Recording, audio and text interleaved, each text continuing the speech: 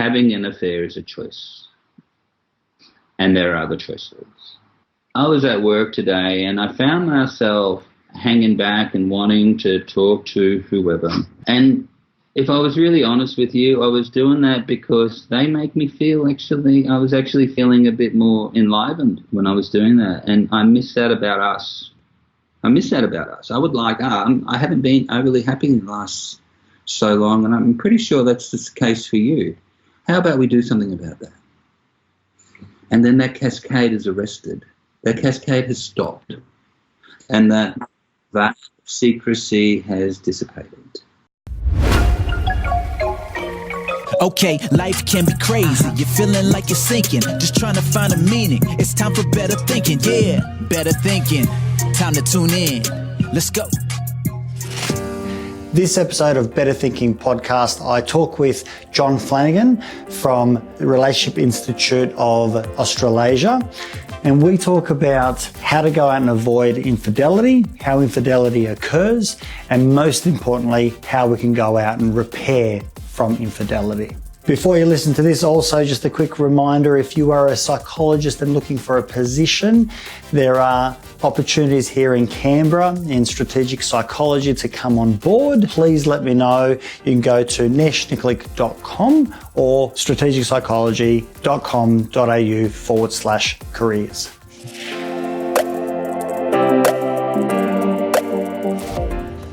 On today's podcast, I've got John Flanagan from the Relationship Institute of the Australasian space. We're very excited because I've had so many requests about discussing infidelity and what it takes to recover from infidelity.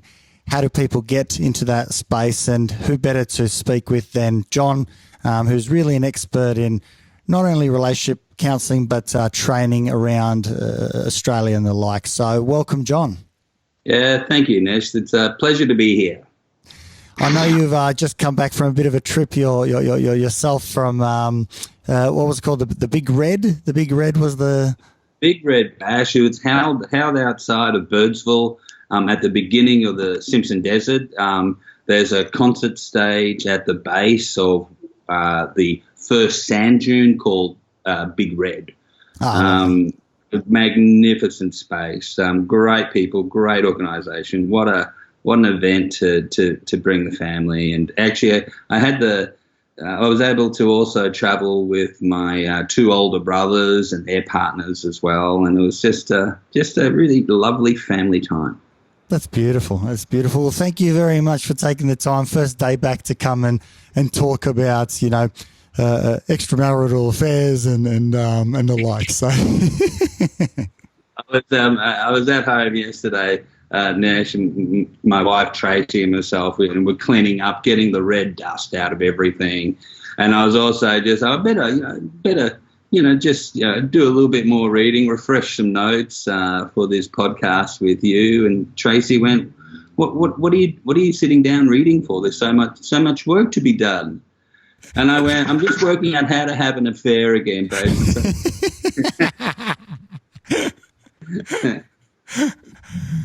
And that's a good segue in terms of what is it that, I suppose one of the big questions is, what is it that drives people to start looking outside of their marriage? And I know when I talk to a lot of people, it's the last thing that's on their mind. People despise that whole idea, and they talk about, I could never go out and do so. It's against my ethics. It's against, my morals. But I don't think a week goes by in my practice where someone, who is, a really moral, ethical, kind, gentle, thoughtful person comes in and says, I've made a really big mistake. Yeah. Absolutely, Nesh. And I think what you've said there is really important. People don't get into committed relationships to have affairs. They don't get into relationships to break that trust, that commitment, that sort of sacred bond. They don't go into relationships to do that, and yet it still occurs. And so what is it that creates that? We know a lot about it, and there's been a lot of research done about why people have affairs, and at its essence is a few things. The first one is typically when infidelity occurs in a relationship, there's been a pattern in that relationship of conflict avoidance. But that's not causal, of course. But in the relationship, an issue might arise, and it's just easier not to say something. It's easier not to, upset the apple cart, to rock the boat. And so issues don't get addressed. Issues just sort of get swept under the carpet. And that builds a sense of a negative perspective that my partner doesn't get me, that my partner doesn't understand me. And so there's this conflict avoidance, which is a key aspect to why infidelity occurs. But there's something else too. And that is, and this is through Carly Rusbelt's work. I mean, she did some incredible research about infidelity. And the key point of her research was that what creeps into to fertilize the ground for infidelity to occur is this thing called negative comparisons, where you think you can do better with somebody else. That old notion, Nesh, of the grass is greener on the other side. Well, this is sort of what we're talking about. I'm sitting down I'm not sitting down, but somebody is sitting down at a coffee shop, at a cafe, and the barista gives them a really nice smile. And they think to themselves, that was a really nice smile. I don't get that from my partner anymore. I might ask that person out for a cup of coffee. These are sort of negative comparisons that creep in, and you start to believe that you can get more elsewhere. Is the negative comparison always to commonly to another reference that you have?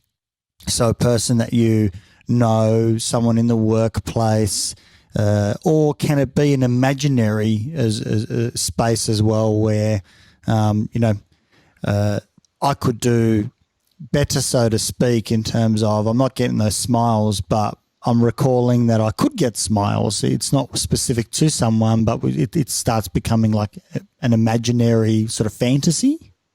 Absolutely. And we abbreviate everything. Negative comms can be real or imagined. And generally they begin imagined. I could do better elsewhere. I could do better with somebody else. So I remember a previous relationship I was in, and they never spoke to me in that way. I'll compare the honeymoon period to the rest of it. And actually, what some of the research shows is that, and this is part of the internet world as well, but old flames burn brightest as well. So the negative comparisons can go back into past relationships. That's interesting. Do you have any ideas as to why? Why is the old flame so attractive? Why is it that it's been fantasized over for such a long period of time? Is it what do you think are some of the ingredients there? Yeah, well, I think over time we do fantasize about how, particularly if in our relationship there is sort of a negative comparison, there is this sense of loneliness that is building up in the relationship. Loneliness is going to build up in a relationship when you're not addressing issues, when you're not talking about, hey, this is what I'm, thinking, feeling, needing, wanting. And if that process of discussion isn't there, it builds loneliness. But also over time, you forget about the hardships that you may have occurred in previous relationships. And so you sort of sugarcoat what they look like. The hard memories dissipate, and all you're left with is, often the honeymoon period, the limerence period within the relationship. And you start thinking about that, and that adds, ground for negative comparisons and thoughts that I could do better elsewhere. So the two ingredients are conflict avoidance, meaning not raising things as they come along and kind of saying, oh, I'll put that aside, I'll sweep it under the carpet. It's not worth arguing about. I don't want to rock the boat. So, trying to, in some sense, protect the relationship and not go out and cause any ripples. And the second one is starting to kind of consider, fantasize about comparisons from how it is at the moment in my relationship to, what it might be like in an imaginary way, or what it has been like in, a small little segment, 25 years ago, that someone, starts to fertilize that, that was a nice, wonderful old flame that never got off the ground. Yeah, Nesh, I think that's a nice summary of it. John Gottman and Shirley Glass and Carol Rusbult, in all their research, came up with 24 steps, and they called it the 24 steps to the cascade towards betrayal. And so there's this turning away from your partner that occurs as the beginning of the downward cascade into infidelity. This sort of thinking that begins with, my partner is not there for me. My partner doesn't actually get me. They don't have my back. There's this sort of thinking that occurs. And the negativity that happens becomes an absorbing state. And so even mild positive interactions from your partner get written off. They don't get seen. And so this negative state becomes absorbing. Conflict is avoided. There's less self-disclosure that occurs. And you're just creating a platform, an environment where you start to give yourself permission to look elsewhere. Does that make sense? Sure. And there's 24 attributes that have been identified that kind of all contribute to this turning away from the relationship. Yeah, that's right. But to go through them all would be a little bit dull. A bit painful. And it would stretch my memory. But see, what we know about infidelity, and sometimes there's so many myths surrounding it, right? That maybe the her partner hadn't been investing enough into the relationship, and so that's why the participating partner was looking elsewhere. But that doesn't actually bear fruit. What we actually know is that more often than not, the person participating in the affair has not been investing in the relationship. So they've been turning away from their partner, and they part of commitment in a relationship is really cherishing your partner, is having your partner's back. Thinking about the relationship as a long-term commitment, a long-term journey where you will go through ups and downs. And in the downs, it's about, okay, so how do we get out of this together? There's a commitment.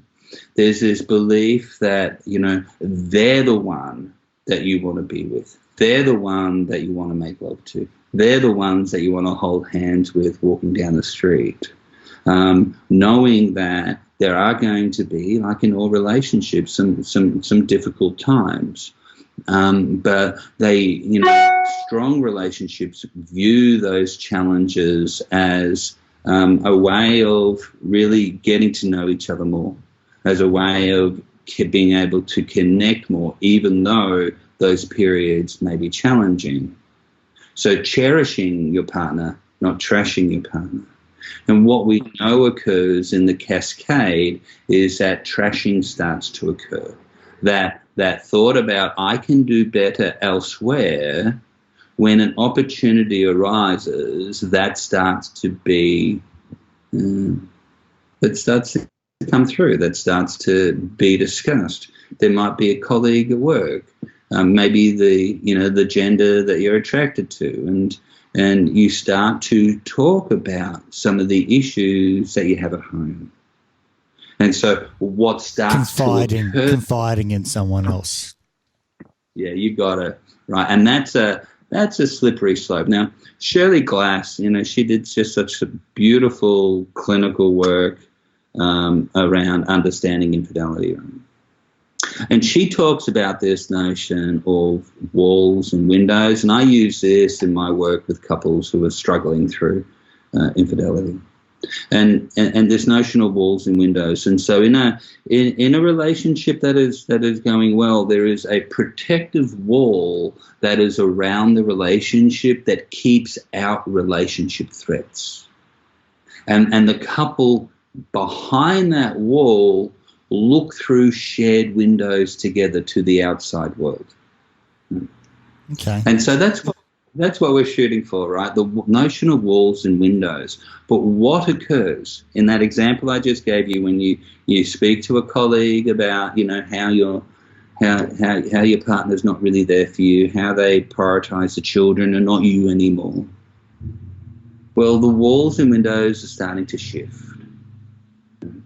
And so the walls start to shift from around your relationship towards that partner now. And so there's a wall between you and your primary relationship.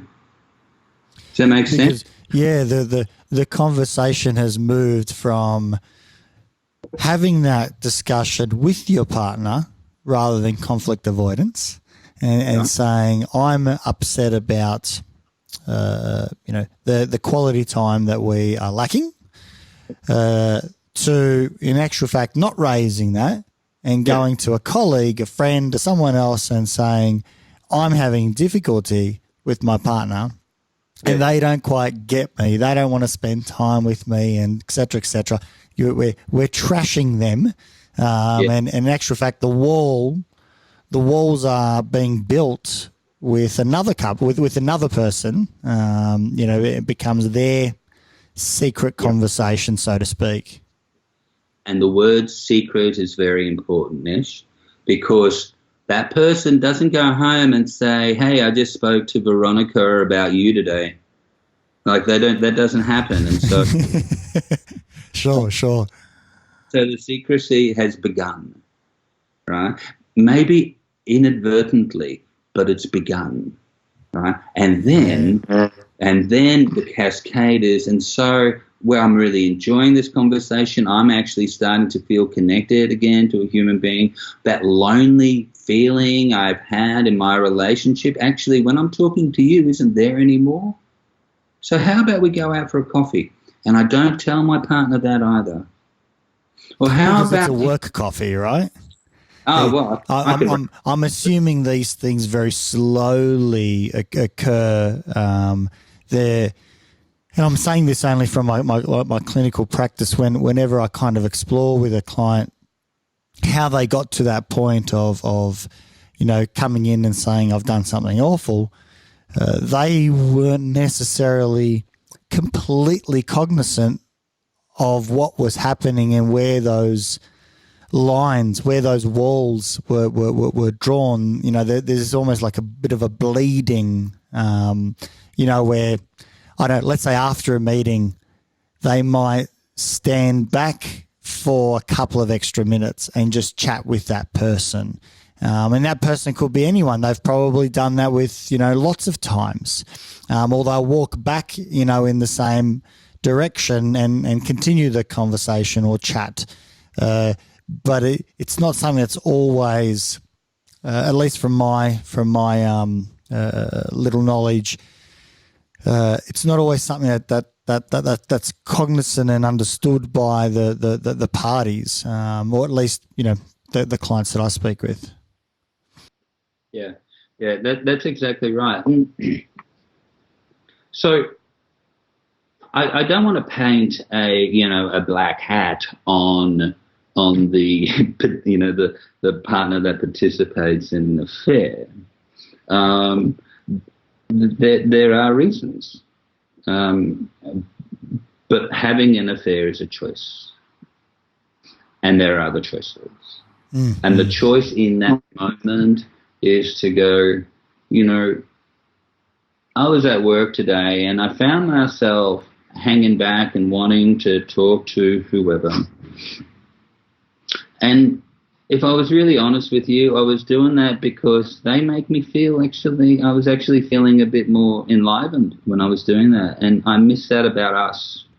I would I haven't been overly happy in the last so long, and I'm pretty sure that's the case for you.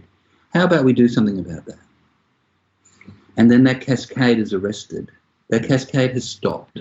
And that secrecy has dissipated.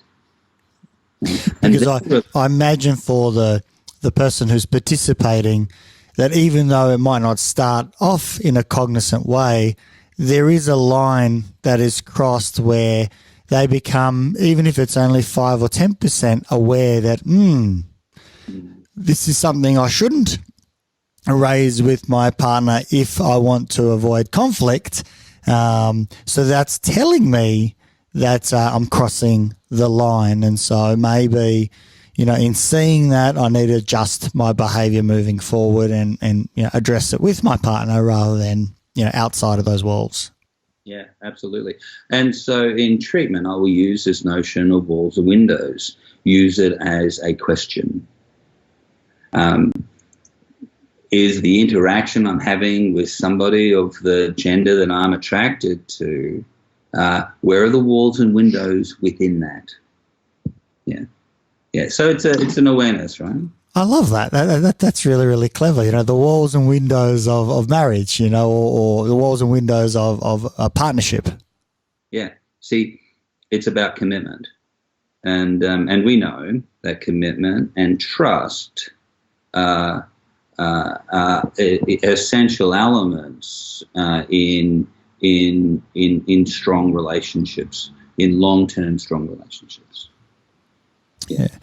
Is there I've read somewhere, or I've heard somewhere, and my apologies because I don't have a reference for this, but is there an understanding anywhere in the literature that sometimes even though one person's behaving and making those choices to go outside of the relationship, that infidelity is in essence a part of the context of the relationship, that in both cases, and I say this very kind of sensitively because I'm scared not to step on the wrong side of the fence here, but that both people are contributing, that the relationship, not that both people will contribute, that the relationship context is creating opportunities for someone to step away or to lean away.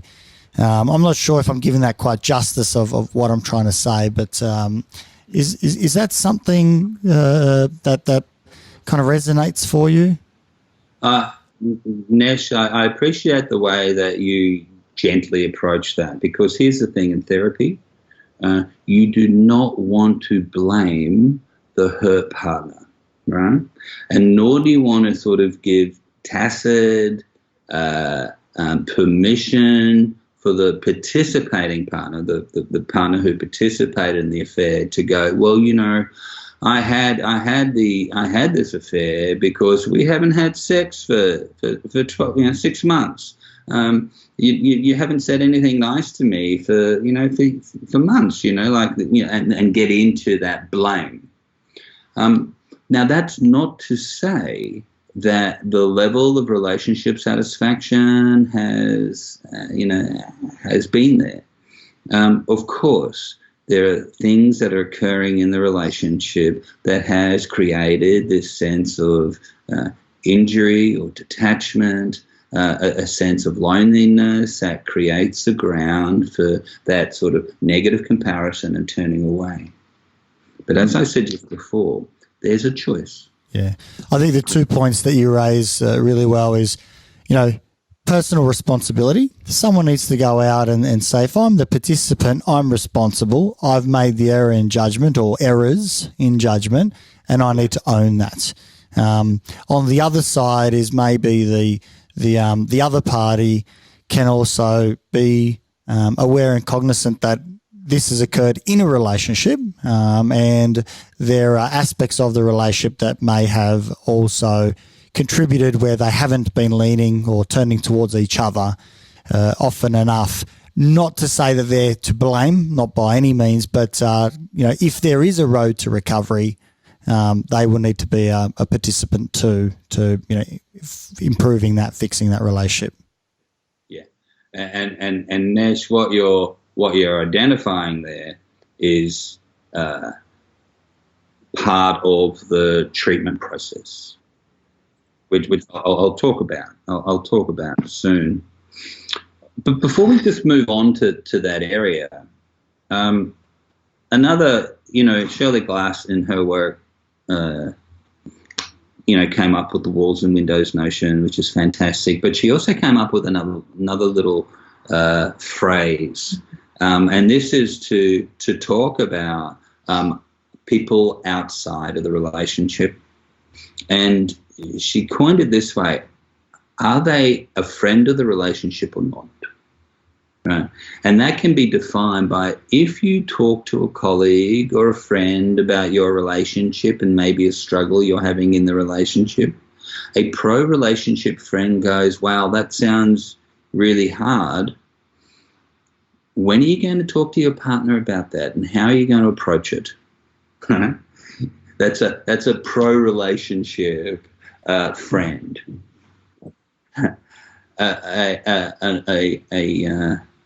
A friend who's not pro-relationship will say, oh, that sounds terrible. I've never really liked your partner that much. He's always had that tendency. You don't deserve to be controlled in that way. You deserve more than that. So that's not pro-relationship friendship. Mm-hmm. Yeah. Where does the part fit where, let's say I'm having a bit of a hard time and I want to let off some steam with the mates, and so I go to a mate and I just, complain. I say, I'm having, frustrations with my wife. She's got different viewpoints to me, and those viewpoints are not, aligning with mine, and therefore I'm obviously right and she's obviously wrong. Before, we end the evening and say, okay, I'm going back to my beautiful wife, and likewise you are. Where does that play in? Is there a space for that, or is that starting to skirt on, it can be damaging, and we should maybe refrain from that? What are your thoughts? Yeah, look, I think if you speak negatively about someone frequently enough, you're going to create that sort of absorbing negative state in the relationship. I think it is okay to have a bit of a complaint or a whinge to a good mate, but not to not to a friend that is the gender that you're attracted to, because that can actually start to cross boundaries. But I also think good mates actually go, that they create, counterpoints. They reflect back to you. Maybe you're being a little bit harsh there, mate. Maybe if you put in there, maybe if you weren't doing 12-hour days, maybe if you prioritise, they do actually offer, good mates actually offer constructive suggestions. I don't know. I think that's true. Okay. Yeah. Is there a greater tendency for either of the genders to move towards infidelity? Is there a bias that one is a little bit more than another? Is there anything in the research that suggests so? Yeah. Research on infidelity and getting accurate numbers on infidelity is a little bit difficult. Some research, they would use telephone interviews, and they'd ring up around dinner time, and they would ask one of the partners if they're having an affair, and like, what do you reckon the answer is going to be? I'll have some more potatoes, dear. I'm just on the phone. Exactly. Timmy, stop hitting your sister. Like it's not gonna. You're not going to get accurate reads. So Let me just check with my hubby. See what his thoughts are before I speak. Party one for my partner. It's not going to happen. So the numbers jump around and fluctuate quite dramatically when it comes to infidelity. But we're thinking the most common numbers generally around 14 to 25%. 14 to 25% in that sort of bracket. Wow, that's high. Yeah. Some will bump up to about 50, 60%. But we reckon that's probably in the ballpark. But you got to take any of the stats around infidelity with a grain of salt, because it's very difficult to be able to accurately get figures on this. So the current figures are roughly in relationships somewhere between 14 and 25% is the occurrence rate that we would sort of think is occurring at the moment. Yeah. Well, that in some sense is staggeringly high in my mind. In another sense, if I kind of think about my practice, maybe it's not. Yeah. So we think, right, probably around 20% for men, maybe around 14, 15% for women, but it fluctuates. So men might be a touch greater. It appears. Obviously, it's not. The data's not 100% yet, but it's looking in that way. Men are slightly ahead. Slightly ahead. Men in the 50s, 60s used to be significantly ahead, but as women entered the workforce, there was just more opportunity. They had more opportunity to meet men, and so infidelity rates started to even out. And so there's no great gender difference. The myth about men need to go out and sow their wild oats, it's not, that doesn't seem to hold up. Yeah. And is there an age range? Is there an age range where it's more common? Well, what we know is that women are more likely to have affairs in the first 3 to 4 years of a marriage, and women and men are more likely to have affairs after about 6, 7 years. Around the sort of for women, it's earlier, 20s, 30s. For men, it's 30s, 40s. But again, Nesh, when we get into trying to pinpoint this, it's fraught with difficulty. So I say this without prejudice. Yes. And I think it's important to just recognise the data, the data as the data. It's not going out and saying any individual person, none of that sort of nonsense where people, extrapolate one little comment into, a huge generalisation. I think, the purpose of data is to try and understand it a little bit more. That, if we find that, men are a little bit more in their 30s, 40s, it just says something about 30s and 40s, and maybe we can go out and pull apart a little bit of, what's the context that's occurring for men around that time? Why are they going out and as a group, no, not as individuals, but as a group showing that tendency?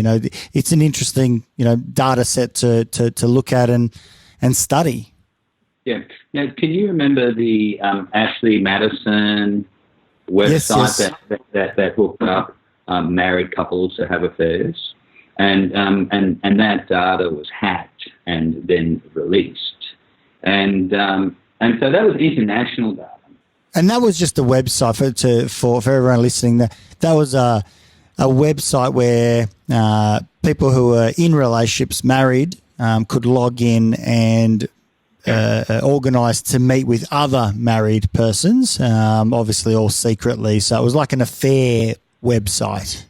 It was, and someone was able to get access to the database, which was about who signed up for it.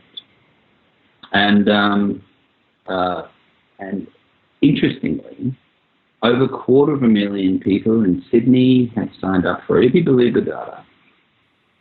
250,000 in Sydney. The third in the world. Wow. I know. So that's quite significant. Melbourne was about number 6 with 213,000. Did Ashley Madison start in Australia? Is that an Australian company or? I don't know that. Yeah, I'm not sure. But anyway. Wow. Yeah, it's huge numbers in Sydney. So when we're talking statistics now, I think the environment over the last decade has very much changed. And so it's never been easier to hook up, meet up with somebody else. I think it's never been easier to have an affair as it is now. Through internet use, different websites and the like, different apps.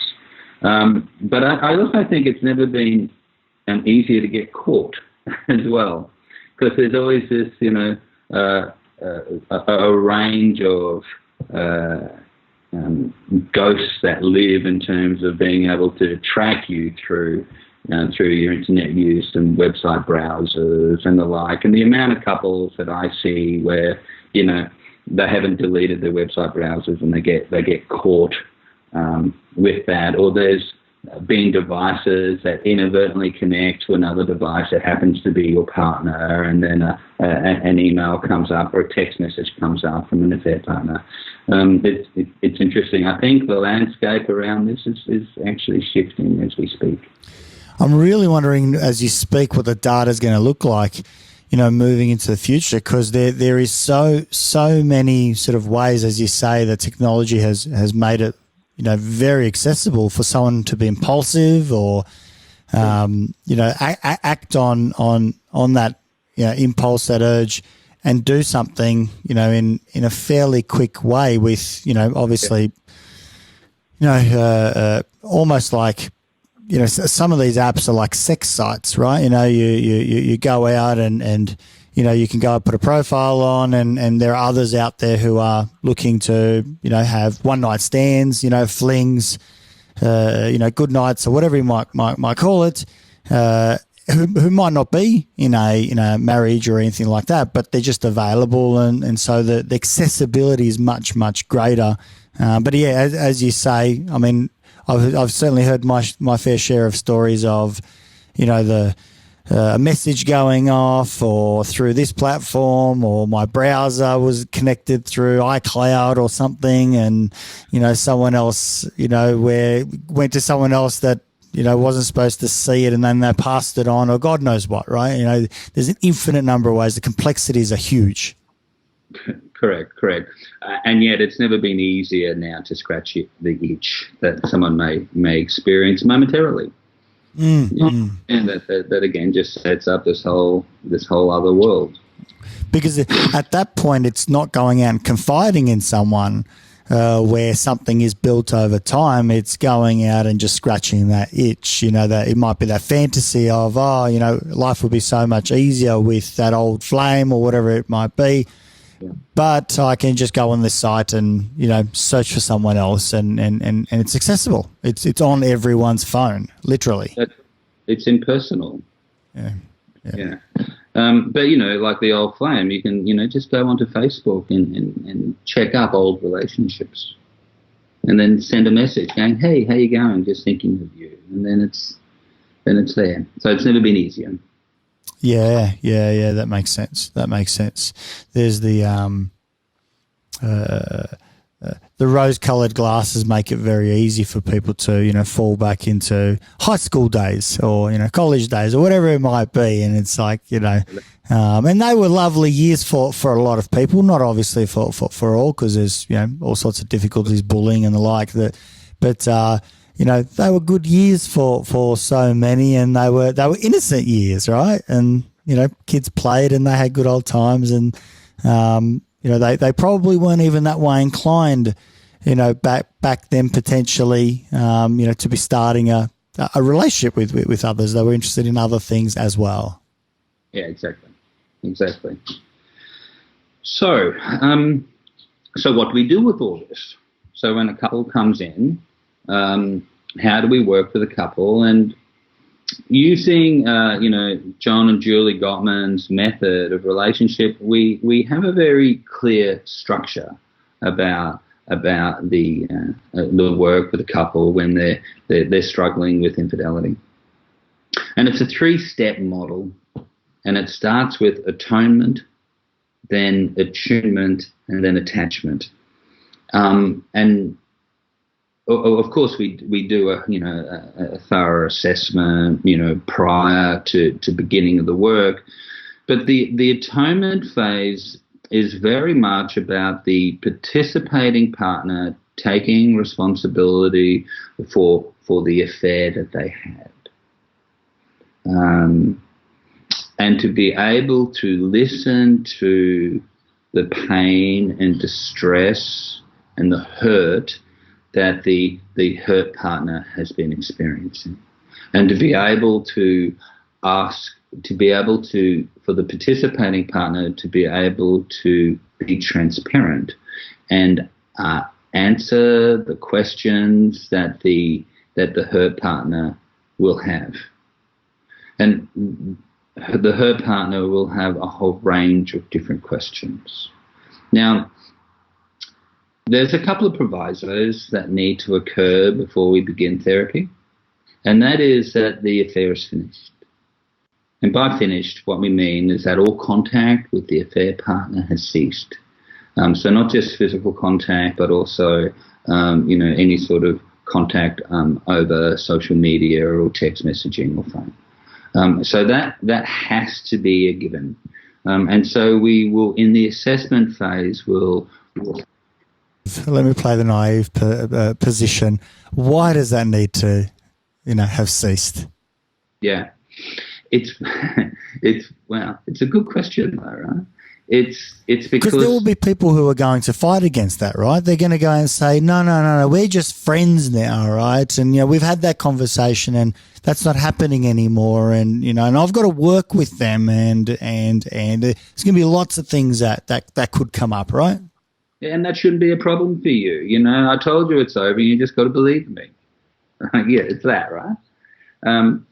And so the no contact is for healing to begin. Both feet of the participating partner need to be in the relationship camp. They can't straddle across. Emotional energy can't still be draining into the affair partner. And so that needs to cease. Now, it does get complicated when it's a work colleague, right? Sure. Because you can't just go, okay, you now need to leave work. Well, sometimes people are not in a position to be able to do that. And so very firm, clear boundaries need to be set up about the type of interaction that happens in the workplace if the affair happened in the workplace. For example, working with many couples when this has been the case, going into the lunchroom, and if the affair partner, the previous affair partner, was in the lunchroom, then they would remove themselves from the lunchroom, and they wouldn't engage in that type of conversation. And then they would come home and they would tell their partner that they removed themselves from the lunchroom when the other came in.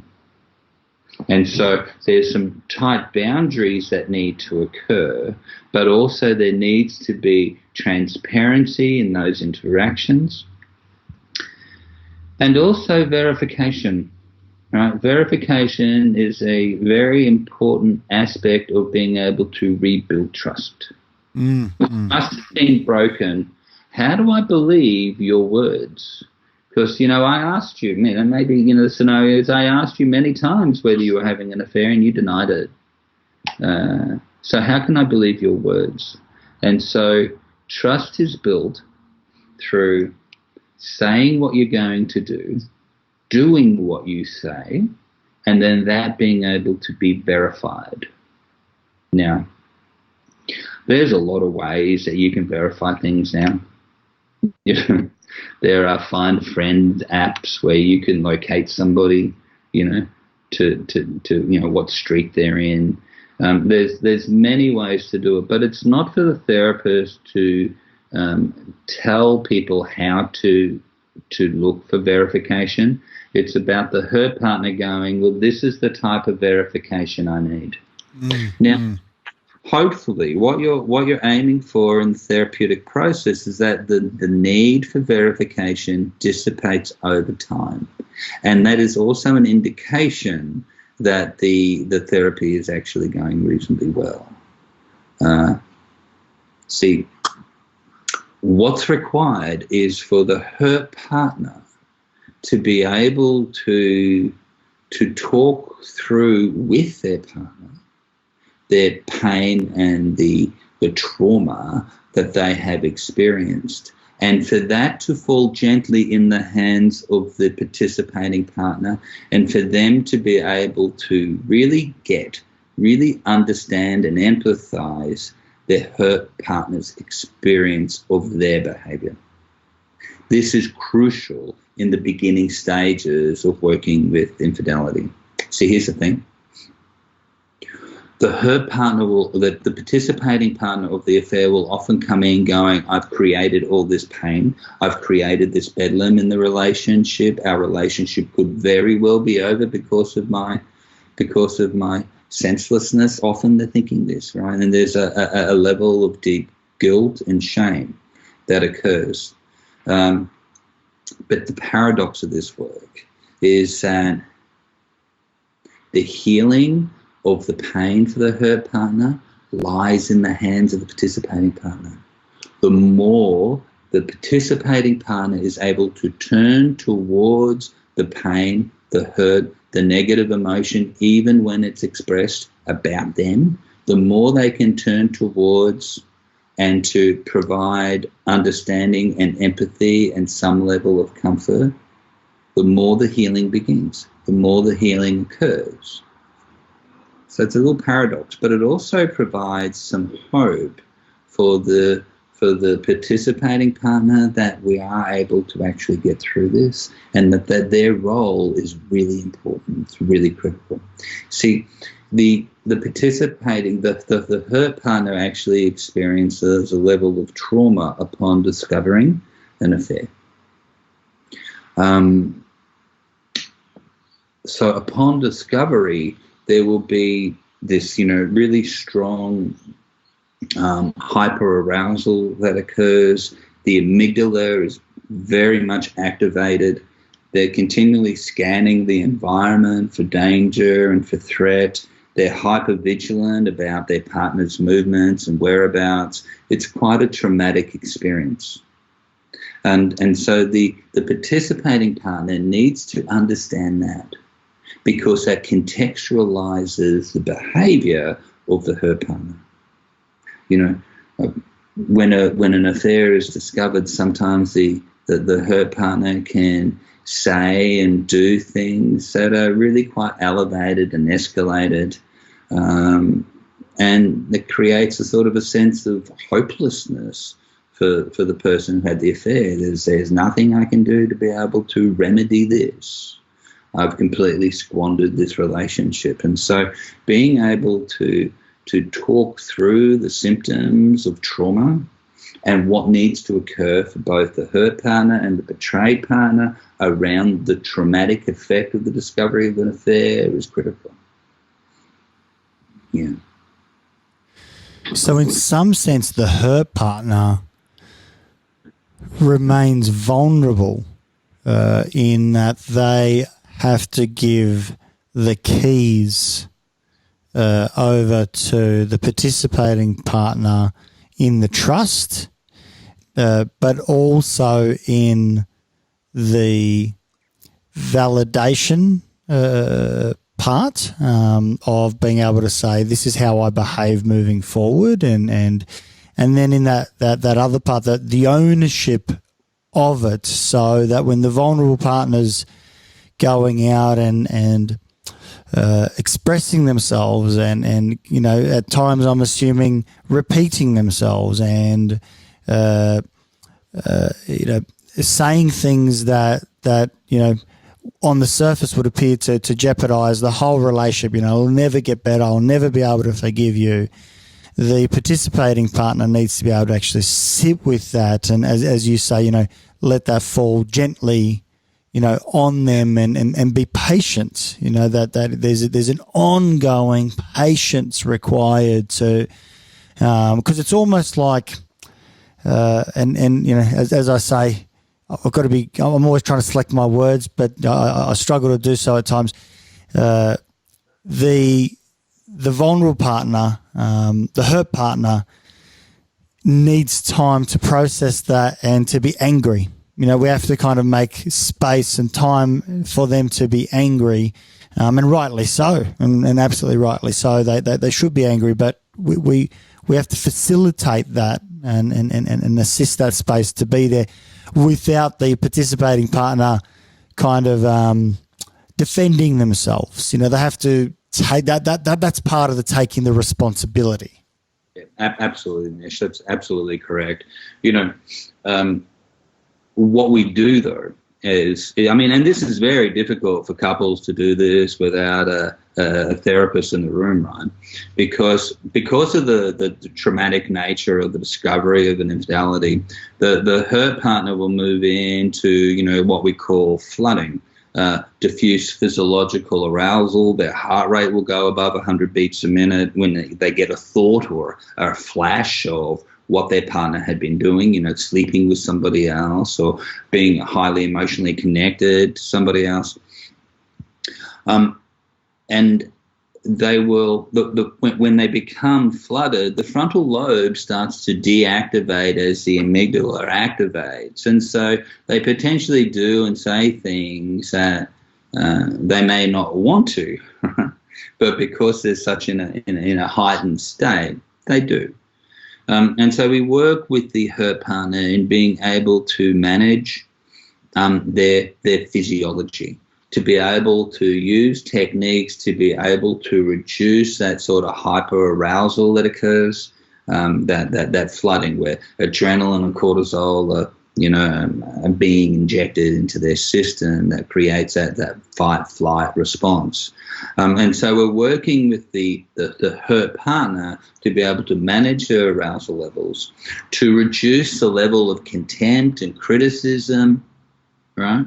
Not to stop expressing negative emotion, that's critical, right?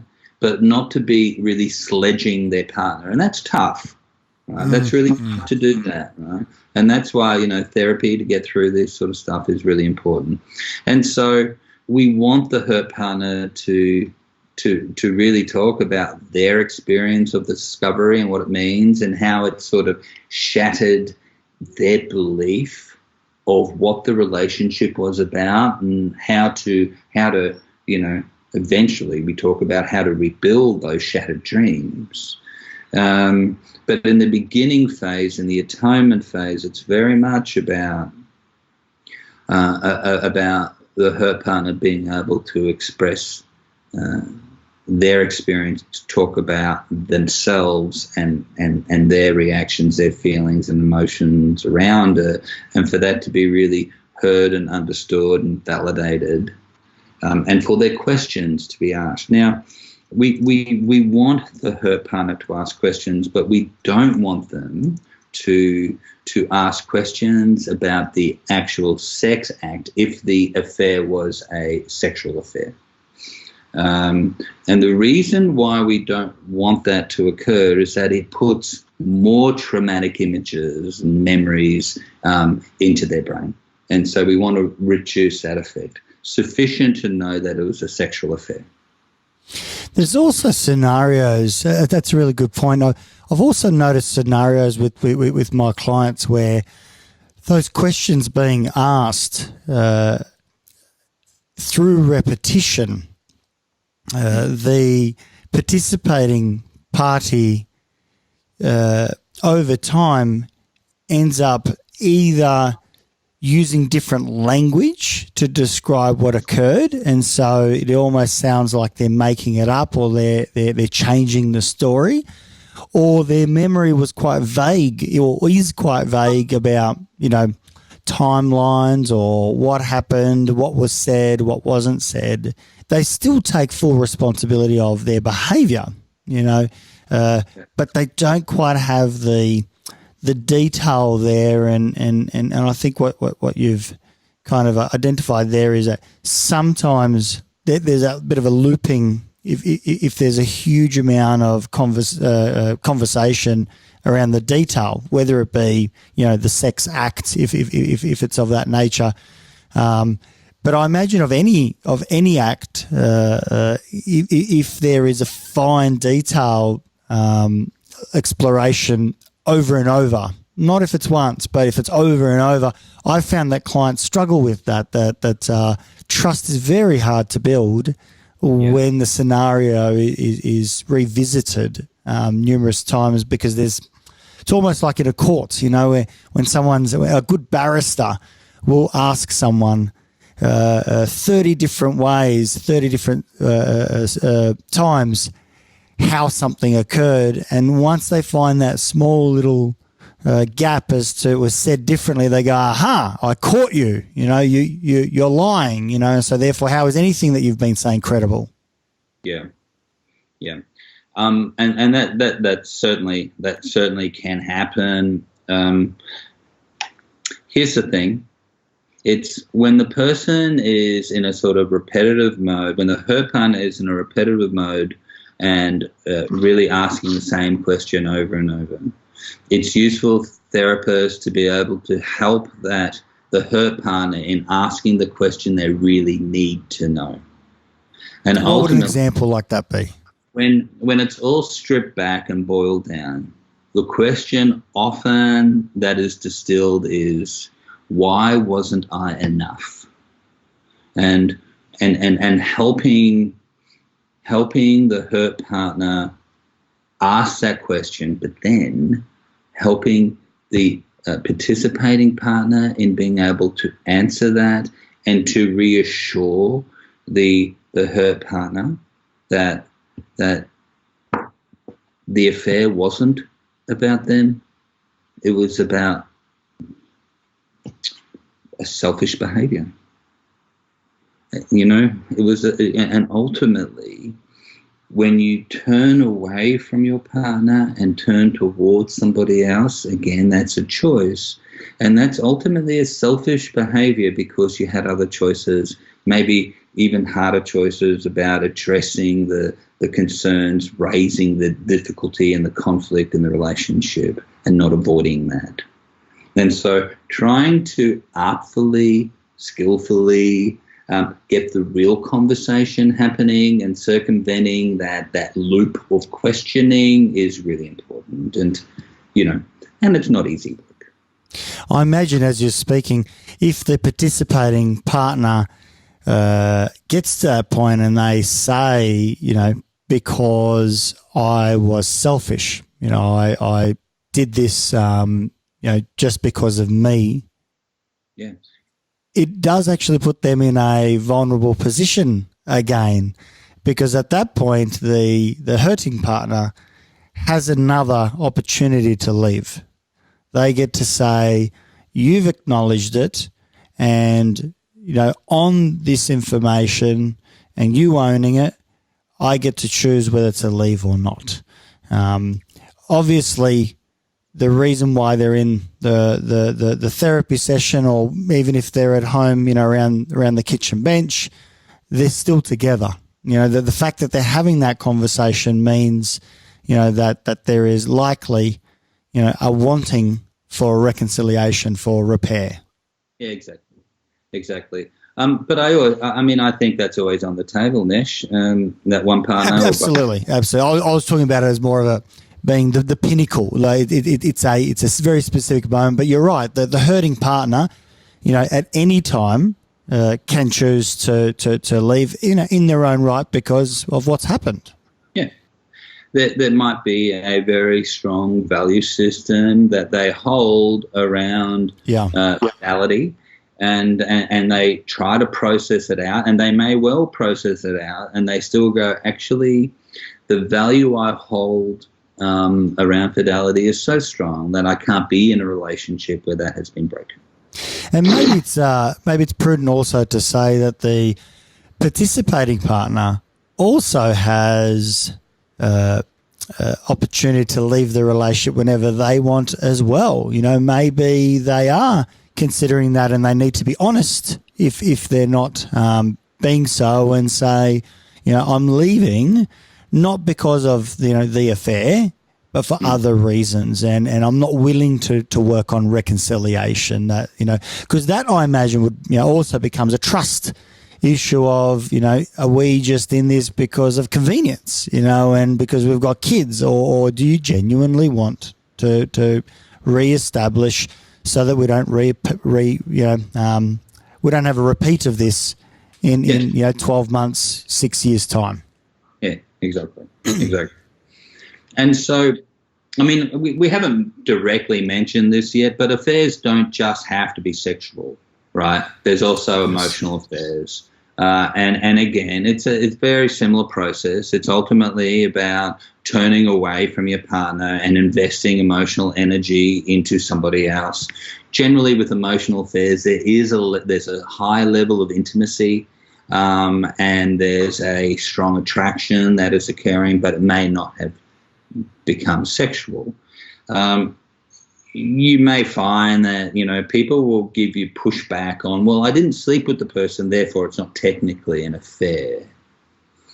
I tend not to get into the semantics on that argument, but I will call it a betrayal. Yeah.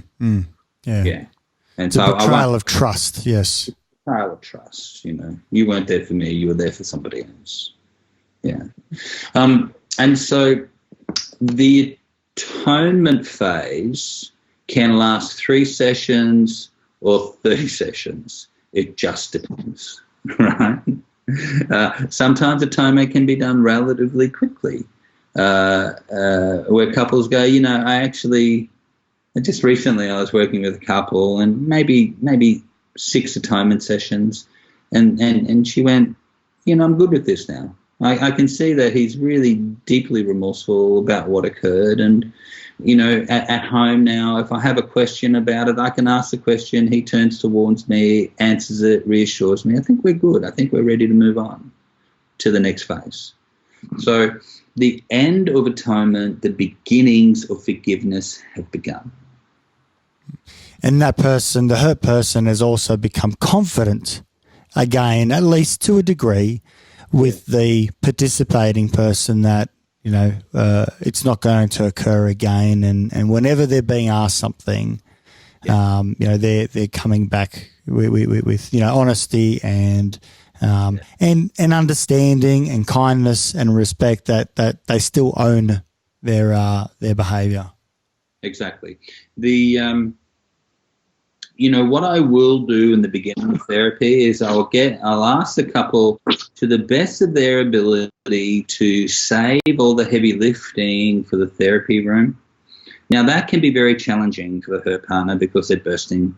And so I will suggest that they maybe keep a journal. Sometimes I'll offer a voicemail dump where they can ring the answering machine and you know, offload what's going on for them. I don't promise that I'm going to get back to them. Sure. I don't even said I'm necessarily going to listen to it, right? But there's an outlet for that pressure that can build with them. But I do ask them to try to keep the heavy lifting for the therapy room, particularly in the beginning phase, as there's still, you know, the management of physiological arousal is still very much an aspect to the work.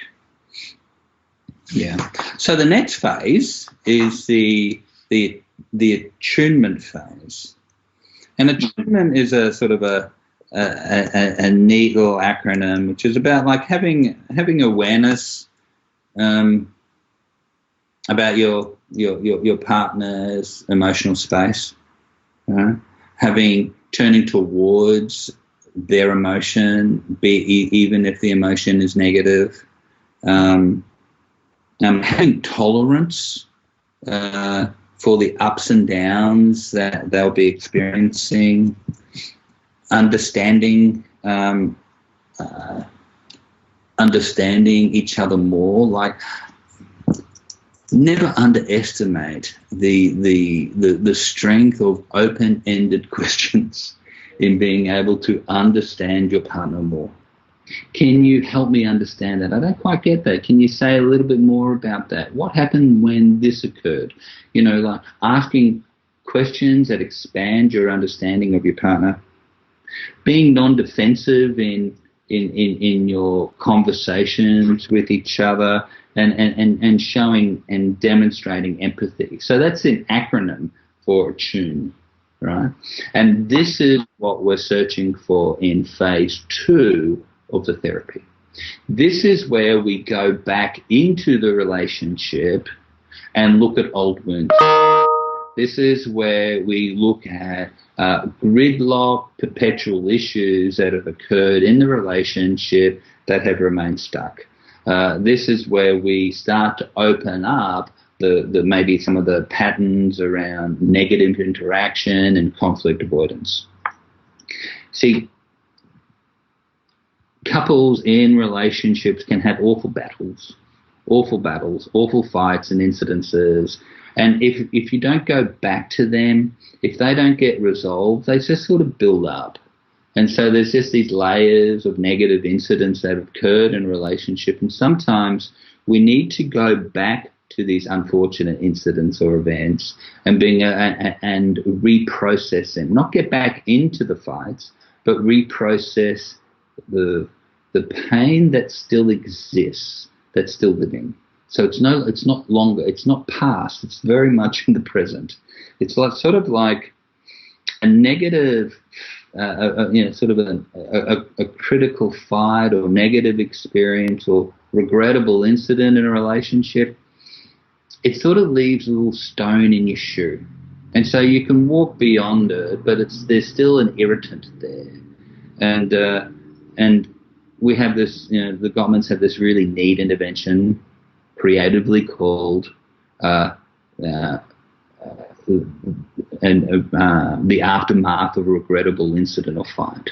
And it's a really structured way of being able to look back on that fight, to talk about your subjective reality, what you saw happen, what your feelings were, what some triggers were that actually amplified that experience for you, some past triggers, and then to look at taking some responsibility for those, for the behaviour within that fight, and then making like an apology, taking responsibility, apologising, and creating a constructive plan.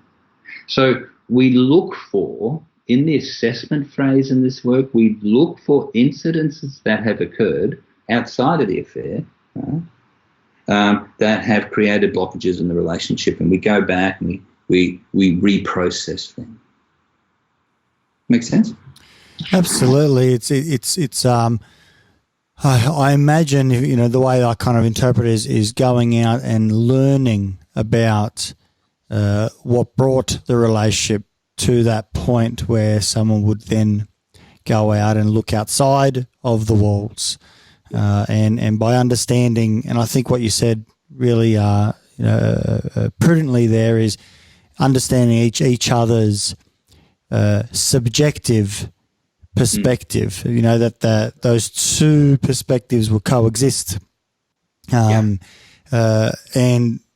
we don't necessarily have to go out and hold the same one. We often have extremely different points of view, and I'm imagining some common gridlock places, meaning places where we just keep butting heads with our partners. Probably the first one that comes to mind is parenting. There are different ideas around parenting, or domestic duties, contribution around the house. Finances is another one. Different ways that we allocate time to one another's interests, hobbies, pleasures, and so on. There's many places where it's not actually what's important there is not actually what it was, but what it represented, and is that right in terms of trying to fully appreciate and understand what did I feel, what did I experience, why did it hurt me so much, why did it produce that little stone in my shoe that I still carry around? Oh, yeah. There are, some fundamental existential aspects to these gridlock perpetual issues. And when these issues become gridlock, like two fists in opposition, the couple feel like they're just continually spinning their wheels and they're getting no traction. And eventually they stop bringing the issues up. Right? Because what's the point? Every time we go to talk about money, every time we go to talk about parenting, we just lock horns and it escalates, it becomes negative. So let's just not talk about it anymore. We're back at the start, conflict avoidance rather than being able to step in. So that makes, that completes the circle. Yeah. And so how do we then move gridlocked issues, stuck issues into an ongoing dialogue, right? And this is based on the notion that, near 70% of conflict in all relationships, good and bad relationships, are perpetual, meaning that there are different fundamental belief systems at play here. And so buying into this notion of valid subjective reality is just critical. But the symbolic meaning of these issues, so, when a couple's fighting about money, is it about the budget? Is it about spending too much on, buying lunch every day? The issue's not about that, more often than not. The issue is something more about the meaning of money and what money represents to you. Right? And so for some people, money means security, safety, stability. But for others, money means adventure and fun and excitement, right? And it's about unlocking the deeper stories that underpin those values that we hold on those issues and having the conversation. And see, this is where you can unlock the dreams that lie within that stuck conflict. Yeah? And it's unlocking those dreams that build connection, where we can get on board with each other about, so we've got a different perspective here, but these are the dreams. And let's be in a relationship that honors each other's dreams. Yeah. So that's very much about the attunement phase, revisiting issues in the relationship, not about the infidelity, that have, that need to be sorted, moving gridlock conflict into dialogue, creating better attunement towards each other and understanding of each other. Also really working on the friendship system in the relationship, building connection and intimacy back in. And that's when we start to move more towards the final stage, which is attachment. In not all cases, but in many cases, sexual intimacy is something that has been sort of stopped in that relationship. And so the attachment phase is, how does emotional safety, intimacy, and sex re-enter the relationship? And so the attachment phase is very much about that conversation, rebuilding rituals of connection in the relationship, starting to look at like the shared meaning system, the couple's goals and desires into the future. This is what the last stage of therapy is about. If you look at the Gottman relationship model, the sound relationship house, it has 3 levels of friendship. It's got conflict management, and at the top of the house is about making life dreams come true and shared meaning. So when an affair occurs, it's sort of like each of those levels of the sound relationship house have been fractured. And the first stage, the atonement phase, is about sweeping away the rubble, the damage, and then the attunement and attachment phases are about rebuilding, refortifying the sound relationship house for that couple. And that's what the therapy does. It's almost an analogy or a metaphor around building a brand new house, not going out and renovating the old. Yeah. Well, Julie Gottman talks about this notion of, so relationship one that occurred before the affair is now over, and what we're doing is rebuilding relationship two. Wow, that's powerful. Just hearing that's really elegant. That they have different names. That relationship one existed as it did, and now we're in relationship two. We're doing it different. It's relationship two. Yeah, absolutely. I'm stealing that. Thank you very much. It's yours. I stole it. But I think it's really powerful to look at our relationships in that way of saying, if something's not working, and it's got us to this point, we're looking for a relationship, 2.0, not what it was. And fundamentally, we've got to go out and re-examine all of those aspects and start afresh, because there's a lot to build on, because there's probably, I'm assuming, a lot of love and desire and all those things that come in those longer term relationships, and then there's obviously a lot of hurt that's happened along the way. But to be able to methodically work through it, to sweep the rubble away and start afresh is sounds absolutely needed, essential to getting through an affair. Absolutely. And I think the use of metaphor is really useful in that, particularly early on, to provide hope when people's worlds have been, shattered, so to generate hope.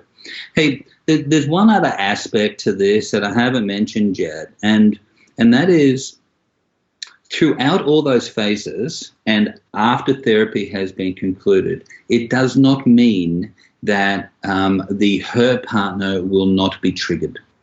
They will be, right? And accidentally triggered sometimes, like the partner may bring home some flowers and they'll go, oh, that's lovely, thank you for the flowers. Where did you buy them? And it would be the same supermarket or same florist that he or she had bought flowers to somebody else, for the affair partner. Yes. And that will trigger, right?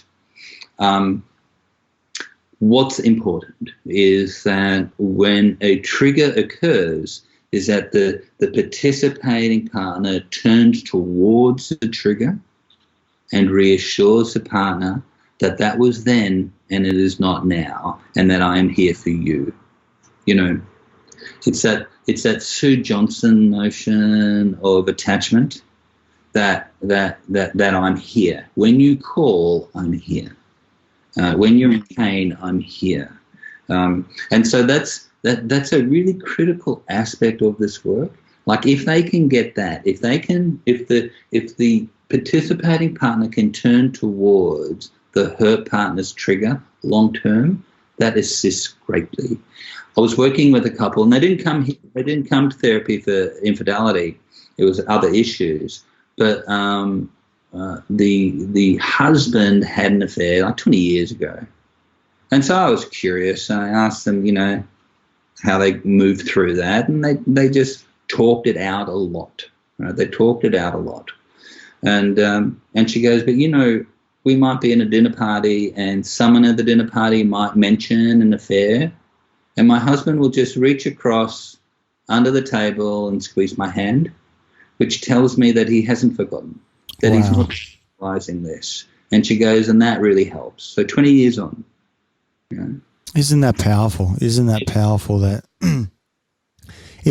it's, I think, powerful in that even if the participating partner defends a position after a trigger has occurred, that even an hour later they can go back and say, I'm sorry, I myself became overwhelmed with that and I defended, and, you know, I'm really sorry. I'm still here for you. I just wasn't in that moment, but I am now. You know, whether it be an hour, 5, 10 days, that acknowledgement going back, you know, that because each time we do that, we, in some sense, sweep that rubble aside again. You know, it's a constant. I'm still here for you. Yeah. What we're really working on in any sort of relationship therapy is the couple's ability to be able to make repair, like what you were just saying, then, Nesh. Yeah. And this is what this is. This is about repair post any type of betrayal, you know, whether it be sexual in nature, emotional in nature, you know, support in nature of saying, I'm sorry, I'm here for you now.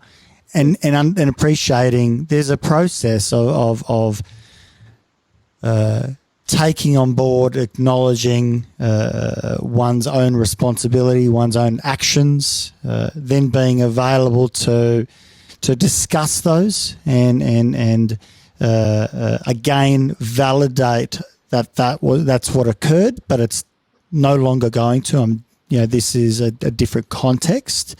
Going through that process of reconnection, if you will, where we can re-establish an understanding of what are those bugbears that we've held for an extended period of time that have led us to feel disgruntled, resentment, frustrated, annoyed, and reconnecting about those. What's the meaning behind it? Why is it important to me? And through there, some of those dreams and other things coming about where two people can, you know, hopefully towards the end, build those new, you know, maps of connection, rituals, you know, dreams and fulfill, you know, and that's obviously at the very, very end. The hardest part where I suppose most of the energy, at least initially, is trying in that atonement of you know, sweeping some of that rubble away and coming from that. Yeah, that's it. I've learned so much, John, and I think those that are able to you know, meet you at your practice or you know, get more of your training are very, very fortunate. How can people find out more about you, how they might be able to get in contact with you, you know, your services and the like? Yeah. So the best way to find us is just go to our website, relationshipinstitute.com.au, and in that it's got all the training that we provide. There's a whole range of resources on that website as well. There's bios of Trish Purnell-Webb and myself, but also, you know, so our clinical practice is Burleigh Heads Psychology Clinic. So if you just Google that, the website will come up. We have a wonderful executive officer, Kylie Jo Elliott, and she is able to direct anyone where they need to be. She's fantastic. So get in contact with us if you want to come to training or if you want to make a referral. Fantastic. And one last thing before we finish up. What are the success rates that you've seen in how do couples get through? Is there sort of some data that tells us about numbers, how people fare? Interesting you say that. The Gottman Institute currently has been doing a infidelity study. Working with couples using the Gottman model of, you know, atone, attune, attach, but also having a control group as well of couples receiving therapy. That's not the Gottman model. And so that research is ongoing. And hopefully we're going to have some reasonable data down the track about the work. But just through my practice and talking to other, certainly Gottman practitioners, we find this approach is highly successful. But the actual data isn't out yet.